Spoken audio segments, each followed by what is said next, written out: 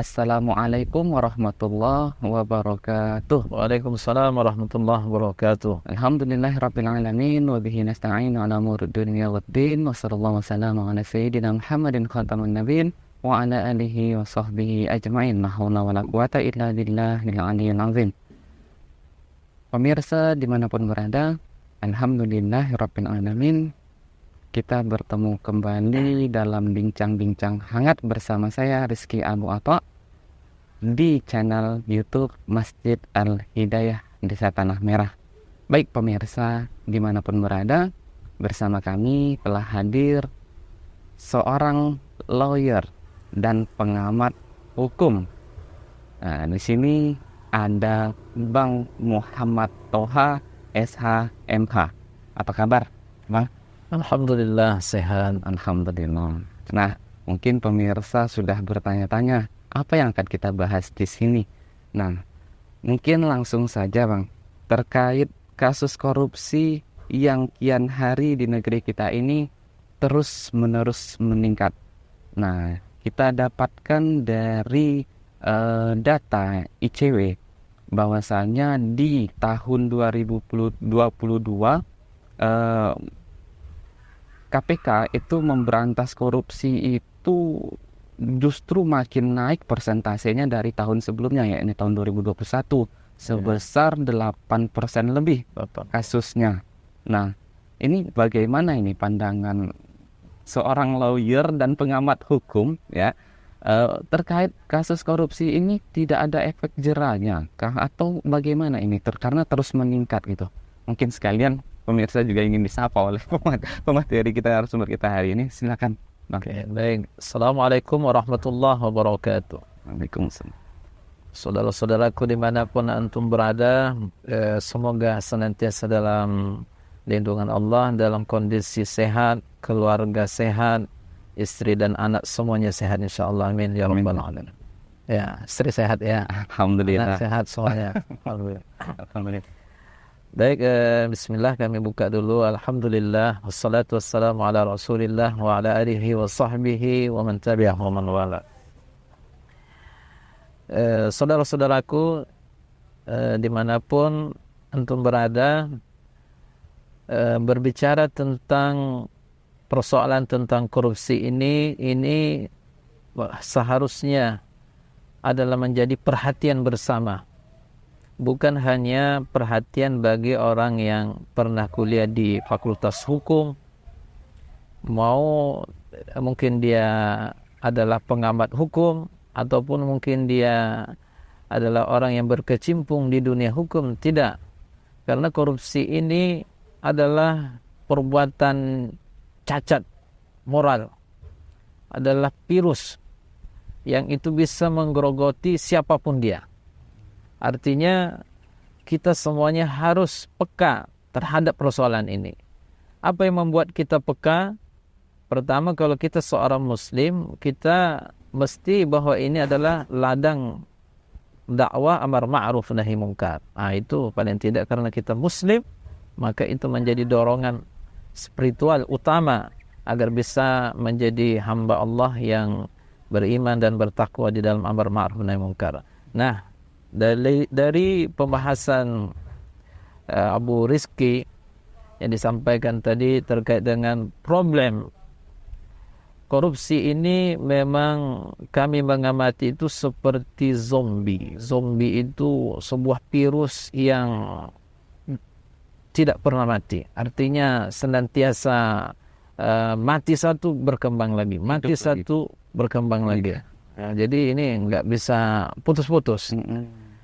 Ya, jadi itu bayangan kita itu sejak dari berdirinya Indonesia, sejak era Orde Lama, Orde Baru, bahkan reformasi, pembahasan korupsi ini tak pernah selesai untuk memang diberantas. Memang seharusnya pembahasannya harus terus dibahas, namun pembahasannya itu harusnya ada penurunan dari kasus. Namun fakta saat ini yang terjadi malah peningkatan. Sebagaimana yang disampaikan tadi data ICW itu tahun 2022 itu meningkat 8,6 sekian persen. 579 kasus korupsi. Ini kan dahsyat ini. 579. Kalau hitung-hitungan matematikanya aja, kalau satu kasus saja, kalau dapat 2 triliun, kalikan 579, itu sudah berapa T itu? Nah, itu hitung-hitungan matematika ya. Iya. Artinya ini supaya tergambar bagi kita. Ini bukan persoalan yang harus dianggap sepele gitu. Karena ini menyangkut hidup orang banyak. Ketika orang korupsi pasti ada hak orang yang diambil. Nah, korupsi itu tak mungkin haknya individu. Dari dana itu pasti hak masyarakat, hak hidup orang banyak di sana. Apakah dia mendapatkan fasilitas yang layak dan seterusnya dari negara, diambil sama kepentingan individu ataupun kelompok, ataupun bahkan korporasi. Nah, ini kami mengamati memang ini persoalan yang serius yang tumbuh berkembang. Nah, kalau kita juga baca data ini barusan juga dari Mahfud MD ini, kemarin ada transaksi yang mencurigakan 349 T. Itu seorang Menko Polhukam itu. Iya. Akhirnya dari opini beliau itu harus hadir di rapat bersama dengan DPR, ya Komisi DPR, itu di rapat resmi tentang mempertanyakan 349 T itu tadi. Ternyata kalau kita baca data cnbsindonesia.com tanggal 4 bulan 4 2023 sebutkan itu memang ada dana sekitar 35 triliun. Allah. Dana tak jelas itu ya. Iya, ya yang diungkap Mahfud MD itu ya 349, namun ternyata dugaan korupsi yang ada itu adalah 35 triliun. Itu 35 T. Kemana muaranya?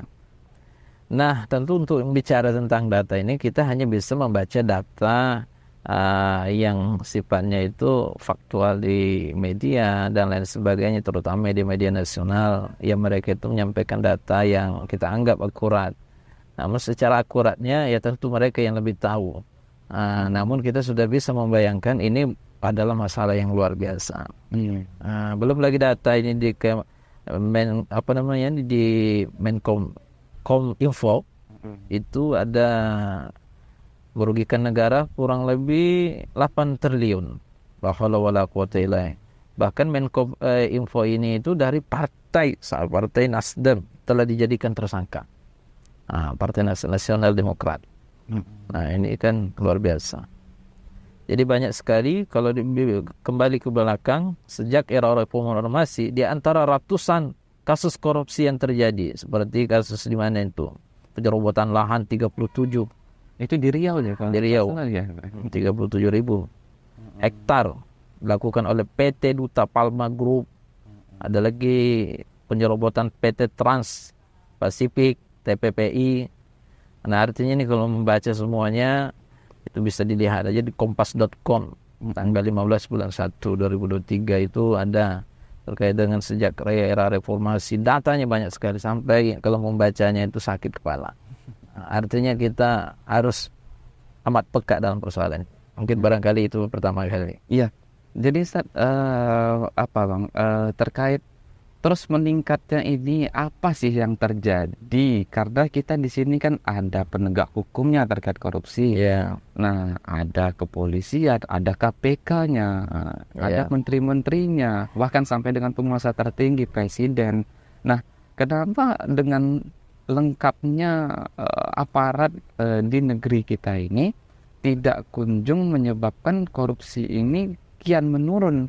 Tak usahlah kita berharap diberantas habis dalam waktu cepat, menurun saja sudah alhamdulillah. Tapi ini bukannya menurun, malah justru meningkat. Nah, apa yang salah dan menjadi permasalahan?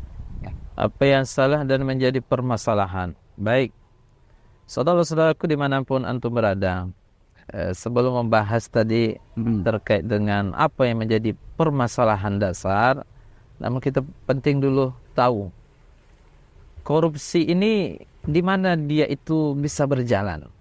Artinya jalan yang dia bisa lalui itu di mana? Kenapa dia itu mudah dengan korupsi? Nah, pertama kita harus mengenai mengetahui tentang jenis korupsi itu sendiri. Nah, jenis korupsi itu kalau kita lihat itu ada 3. Ada yang disebut dengan petty corruption, ada yang disebut dengan grand corruption, dan yang ketiga itu ada disebut dengan political corruption. Nah, ketiga ini adalah jalan mereka untuk korupsi. Apa yang dimaksud dengan petty corruption? Petty corruption itu adalah sebenarnya korupsi yang dilakukan oleh pejabat publik yang berinteraksi dengan masyarakat secara langsung. Namun ini standar skala korupsinya nggak banyak, artinya kecil. Karena dia bisa menggunakan kebijakan secara mandiri ataupun dengan sebagai uang transaksi pelicin misalnya, dan lain sebagainya, supaya urusan masyarakat itu mudah. Seperti ngurus KTP, KK, yang semacam ini, pungutan liar lah, gratifikasi dan seterusnya.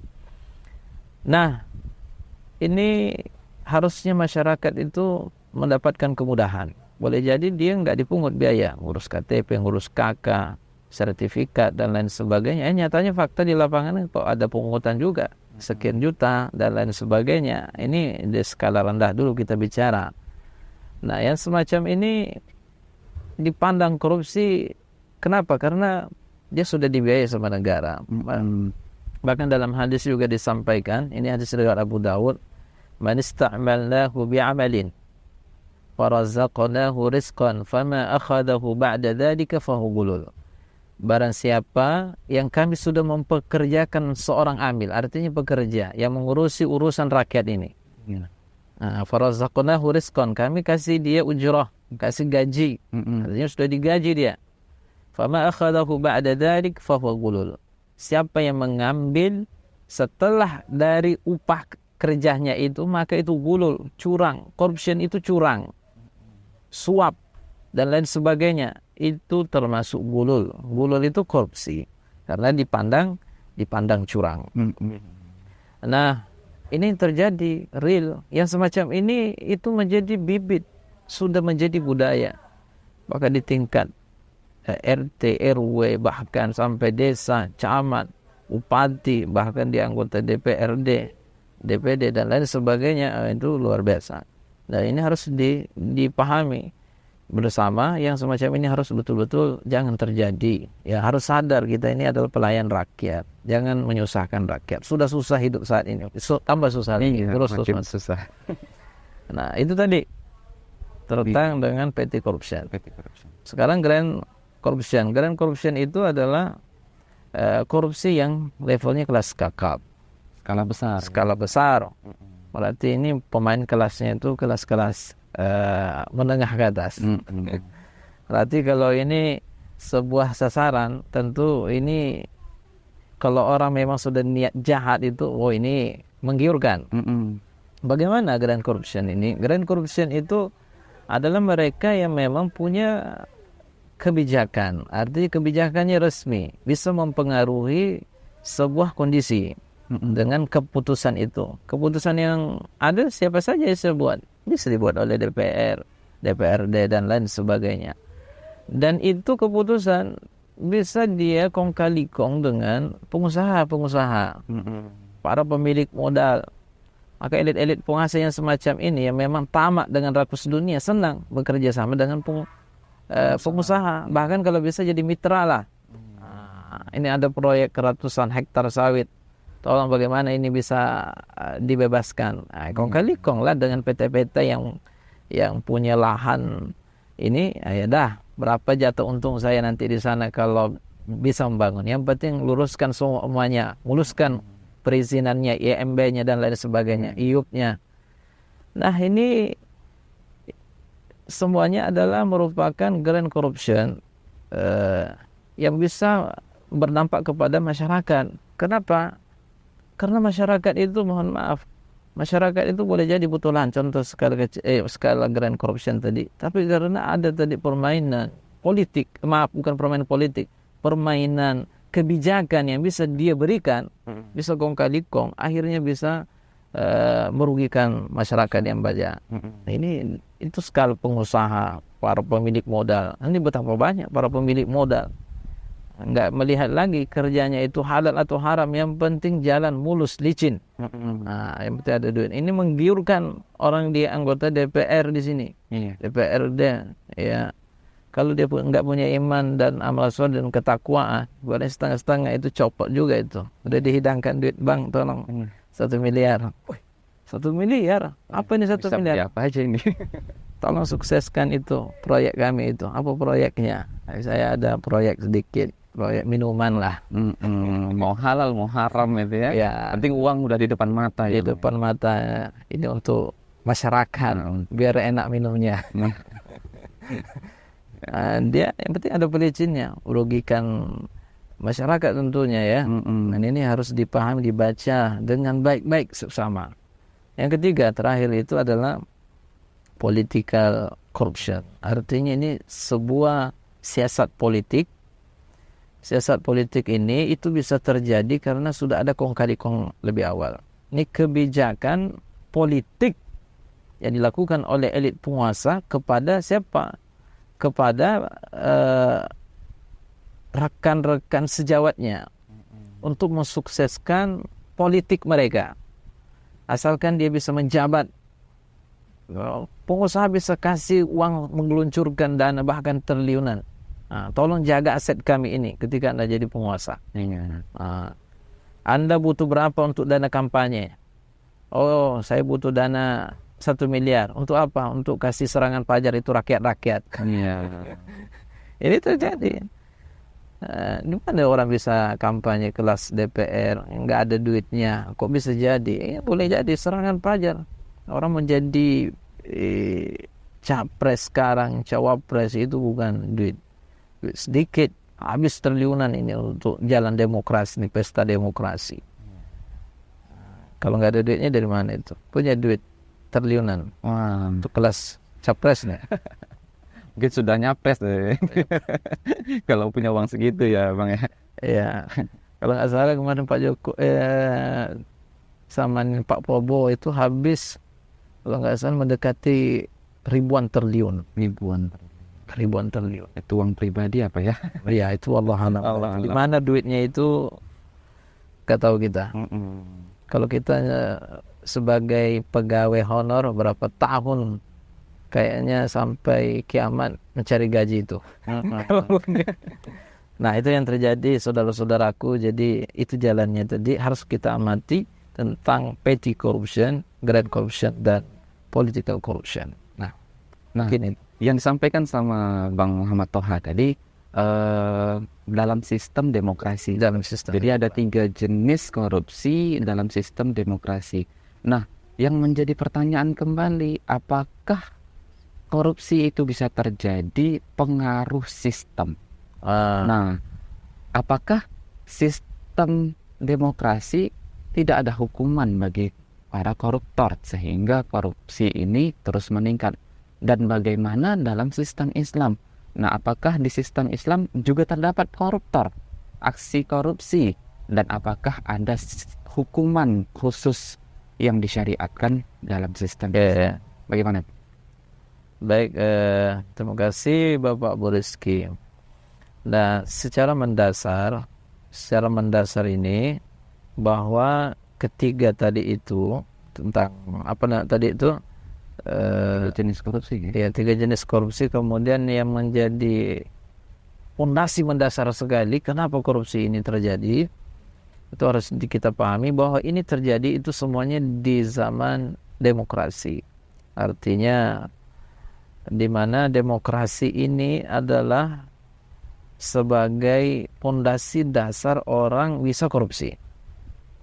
Kenapa? Karena di sini menyangkut sistem yang sudah diakui, sistem yang sudah dicintai oleh siapa? Oleh mereka yang mau korupsi. Karena dengan demokrasi itu adalah jalan para kapital. Demokrasi itu artinya kan mungkin sudah tahu ya, Demos dan Kratos, kekuasaan atau kedaulatan itu ada pada tangan rakyat. Nah, karena rakyat banyak ini, tak mungkinlah semuanya harus ketok palu ke rumahnya. Ayo kita membuat kebijakan, bagaimana Anda, bagaimana. Nah, kan tak mungkin, karena jutaan, 250 juta. Iya. Tak mungkin ketok rumahnya satu, habis waktunya tuh ngetok. Jadi gimana caranya? Maka dipilihlah wakil rakyat. Wakil. Nah, suara rakyat. Wakil itulah yang merepresentasikan kemauan rakyat. Pada kenyataannya terjadi nggak kemauan rakyat? Mohon maaf, pajak semakin naik. Kalau ketok rumah Anda terima nggak? Tentu Kan tidak. tentu tidak. Nggak mau. Kemudian penyalahgunaan bansos, ya tentang dana sosial dan lain sebagainya, mau nggak diambil, tidak diberikan kepada Anda? Kan tak mau, pasti mau. Nah, ini semuanya karena faktor demokrasi. Maka demokrasi ini meniscayakan harus ada wakil. Wakil inilah yang saat ini mau menjabat, mereka harus bekerja sama. Karena rakyat itu tidak mudah langsung coblos dia. Kalau nggak ada uang fiurnya yang sudah jadi budaya tadi, maka dekatilah para pengusaha-pengusaha tadi. Orang yang pemikir kapital, yang kepalanya duit saja di pikirannya. Nah, demokrasi inilah yang harus kita pahami, bahwa ini adalah sistem yang kami pandang itu sistem yang tidak layak dan tidak pantas. Bahkan ini adalah sistem kufur dalam pandangan kami. Mungkin telaahnya tersendiri bagaimana demokrasi dalam pandangan Islam yang mendewakan rakyat, yang pada kenyataannya halal dan haram itu ditentukan kepada mereka, para wakil itu tadi. Secara teori adalah kepada Anda semuanya sebagai masyarakat, yang harusnya memang demokrasi itu harus tidak boleh kedaulatan itu ada di tangan rakyat. Mesti harus inil hukma illa lillah. Jadi kedaulatan itu hanya ada pada di tangan Allah. Jadi menjadi dasar gitu. Menjadi dasar. Nah, terkait dengan itu tadi ya. Solusi apa tadi itu? Iya, jadi perbandingannya dalam Islam gitu kan. Jadi, kalau dalam Islam bagaimana terkait korupsi ini? Nah, terkait dengan dalam Islam. Nah, kita bicara tentang Islam. Islam itu merupakan pandangan yang sangat memiliki analisis tajam tentang korupsi. Dalam kajian itu disebut dengan kajian gulul, orang yang curang, suap dan lain sebagainya. Dalam Islam itu pertama, Islam bagaimana caranya orang itu tidak korupsi itu dulu. Bagaimana caranya orang tidak korupsi? Pertama yang harus diterapkan itu adalah dalam Islam ideologinya itu. Ideologinya itu mesti harus ideologi Islam. Nah, itu mendasar dulu. Bukan ideologi kapital. Kita di Indonesia ini menerapkan sistem ideologi kapital. Artinya siapa yang berkuasa dengan modalnya, maka dia akan menggunakan kekuatan itu untuk mengatur hukum kita, mengatur kebijakan. Anda tidak bisa ngomong apa-apa kalau para pemilik modal Anda tidak punya uang triliunan di saku dan lain sebagainya. Punya pun belum tentu bisa mempengaruhi kebijakan mereka. Nah, pertama ideologinya Islam. Ideologi Islam itu adalah ideologi yang harus betul-betul dikampanyekan, diterapkan. Nah, maka kepemimpinan itu di dalam Islam itu merupakan amanah tertinggi. Di hadapan siapa? Di hadapan Allah. Maka ini pertama ideologi. Yang kedua, orang yang menjadi pejabat publik, pejabat negara. Dalam Islam itu ada pejabatnya. Mungkin sistemnya aja berbeda. Kalau dalam Islam ada nggak KPK? Secara tindakannya ada, tapi itu bukan disebut dengan KPK. Rasulullah itu sebagai eksekutif, legislatif, yudikatif. Artinya dia langsung semuanya untuk mencegah daripada korupsi ini. Yang kedua, memang yang harus diperhatikan itu adalah orang yang menjabat itu siapa. Menjabat ini mestilah harus orang yang dipandang ketakwaannya dan zuhudnya. Zuhud itu adalah orang yang tidak terasa dunia itu di hatinya. Tidak lagi cinta dunia. Ya, nggak terasa dunia, tapi terasanya dunia itu di tangannya. Kalau hati dia terasa, itu kan sangat cinta dia. Iya. Tapi kalau di tangan enggak. Siapa contohnya? Seperti sahabat Nabi bernama Abu Ubaidah bin Jarrah. Bagaimana dia menjadi wali di zaman pemerintahannya Umar ibn al-Khattab radhiyallahu anhu. Seorang wali gubernur yang hanya memiliki kekayaan tempat tidur, periuk dan pedang, sama untuk peralatan masak. Jadi ceritanya menarik nih. Dia ke Umar itu pergi safar, rindu ingin bertemu dengan Abu Ubaidah bin Jarrah yang digelari dengan sebutan Al-Amin. Al-Amin itu terpercaya. Nah, akhirnya berjumpalah Umar Ibn Khattab kepada Abu Ubaidah. Abu Ubaidah ini nolak terus, enggak usah datang ke rumah saya. Dia merasa apa? Merasa ini karena enggak pantas gitu, enggak mampu untuk melayani tamu kelas khalifah, pemimpin tertinggi. Dia enggak punya apa-apa di rumahnya. Berapa kali minta, akhirnya suatu ketika enggak mampu nolak. Kenapa? Kalau sudah sampai di kota Palestina waktu itu, gubernur di Syam, Palestina. Akhirnya diterimalah, disambut dengan kedatangannya, masuk dia ke dalam rumahnya. Pas dilihat oleh Umar bin Khattab, baru ditengok. Biasanya kalau masuk rumah kan ditengok apa peralatannya. Ada, wah, kira-kira tiangnya tiang emas atau enggak nih? Ada kolam renangnya enggak? Ini pejabat ya, sekelas wali. Wali itu mungkin setingkat dengan menguasai wilayah kayak Indonesia ini, presiden lah. Gambarannya begitu, menguasai sebuah wilayah yang cukup besar. Akhirnya pas masuk ditengok enggak ada. Gantung-gantungan, harta tidak ada. Nah, akhirnya menangislah Umar bin Khattab. Kenapa menangis? Wahai Abu Ubaidah, bukankah kami sering mengirimkan engkau ini kebutuhan? Kenapa di rumahmu enggak ada isinya ini? Ya. Apa kata Abu Ubaidah? Uang yang engkau kasih kepada saya sudah saya bagikan rakyat-rakyat miskin. Subhanallah. Dikasih masyarakat miskin. Yang saya butuhkan itu adalah kebutuhan hidup. Kebutuhan hidupnya apa? Tempat itu, hajatnya ya. Kemudian perkakas makan, kuali, ada pedangnya juga paling, dan lain sebagainya. Hajat untuk hidup saja. Nah, mungkin ini zuhudnya luar biasa. Kalau cari orang yang semacam ini sebagai wali mungkin nggak jumpa sedunia ya mungkin saat ini. Wallahualam kalau ada hari ini. Catat siapa yang punya yang segala seperti Abu Ubaidah zuhudnya. Paling tidak kita enggak juga seperti itu ya. Itu kelasnya sahabat. Kita ini kalau melihat dia kelas zuhudnya, kita kadang ini udah punya mobil, punya tempat tinggal, punya jabatan dan lain sebagainya, tapi kita masih memikirkan 1000 keturunan di belakang. Iya. 7 keturunan.